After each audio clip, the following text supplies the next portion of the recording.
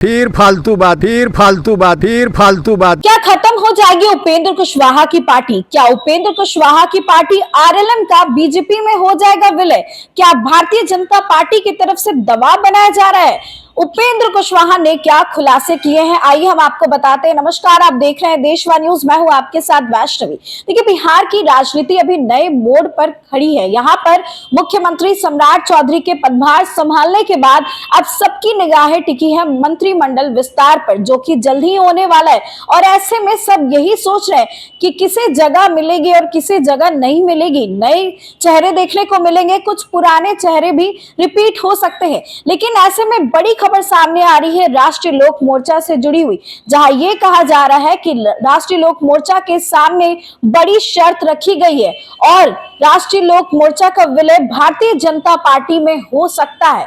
देखिए, उपेंद्र कुशवाहा के सामने अभी असमंजस की स्थिति बनी हुई है। उन्हें दो चीजें देखनी है, अपने बेटे का करियर या फिर अपनी पार्टी। तो क्या अपने बेटे के खातिर अपनी पार्टी को दांव पर लगा देंगे उपेंद्र कुशवाहा? देखिए, दीपक प्रकाश को अगर मंत्री बनाना चाहते हैं तो अपनी पार्टी का विलय करना होगा भारतीय जनता पार्टी में, जिसको लेकर के चर्चाएं तेज है। अंदर खाने ये खबर सामने आ रही है कि एक दो बार बातचीत भी हो चुकी है इसको लेकर के। अब ऐसे में उपेंद्र कुशवाहा ने अपनी चुप्पी तोड़ी है। इन सभी बातों को लेकर के जो अटकलें चल रही हैं बाजार में, क्या कह रहे हैं, उनके पूरे बयान को आप खुद सुने।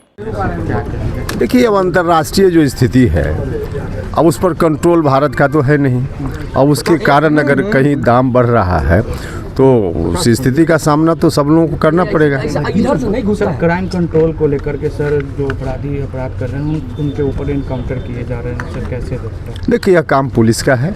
पुलिस अपने तरीके से जहाँ जो उचित समझती है उस तरह से कार्रवाई करती है। सम्राट बनर्जी स्ट्रॉन्ग रूम के बाहर जाके खड़ी रात को जा रही है, चिंता हो रही है, डर सता रहा है। अरे, उनको पता हो गया है कि हार उनकी निश्चित है, इसलिए बौखलाहट में इस तरह की भूमिका बना रही है कि बाद में हारने के बाद वो कह पाएँ कि चेंज कर दिया गया, ईवीएम मशीन में गड़बड़ी कर दी गई, तो इसलिए भूमिका बना रही हैं। सम्राट जी ने कल बैठक की है सर डीएम एसएसपी के साथ और निर्देश दिया कि छोटी छोटी बच्चियों के साथ जो कुकर्म करते हैं उनके पदाधिकारियों को भी फोटो पर सर माला पहनाने का काम किया जाए। अभी तो मंत्री जी कानून व्यवस्था को ठीक रखने के लिए जो भी उचित कदम है उठा रहे हैं, अच्छी बात है। सर, ऐसी खबरें आ रही कि आप लोग पर दबाव बनाया जा रहा है कि विलय करने का। देखिए, आप लोगों को और कोई काम नहीं मिलता है कि आप फालतू काम में लगे रहते हैं आप लोग। चलिए, पेच फंसा हुआ है क्या? फिर फालतू बात। आप लोगों को कुछ काम नहीं है। चलिए। देखिए, फिलहाल उपेंद्र कुशवाहा ने इन सभी बातों को फालतू बताया है और ये कहा है कि आप लोगों के पास कोई काम नहीं है, ये सब फालतू की बातें हैं। लेकिन लगातार ये खबर सामने आ रही है कि बीजेपी की तरफ से ये शर्त रखी गई है। अब इसकी वजह क्या है ये भी आप समझ लीजिए।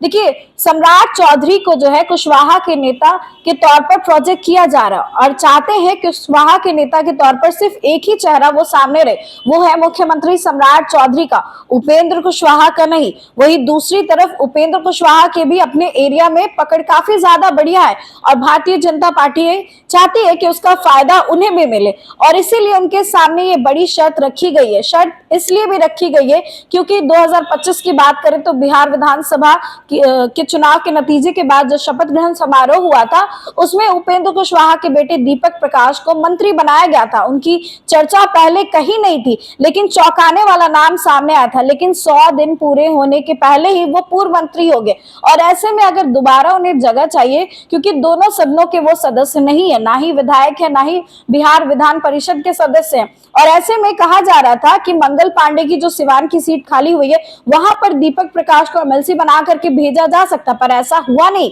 भेजा गया भारतीय जनता पार्टी की तरफ से अरविंद शर्मा को। लेकिन ऐसे में ये चौंकाने वाला नाम सामने आता है तो अटकलें तेज हो चुकी हैं कि क्या जल्दी उपेंद्र कुशवाहा की पार्टी समाप्त हो जाएगी, क्या बीजेपी में विलय हो जाएगा, वो आगे आने वाले समय में पता चलेगा। फिलहाल इस खबर में बस इतना ही। आपकी जो भी राय है कमेंट सेक्शन में जरूर शेयर करें और देखते रहें देशवाणी न्यूज।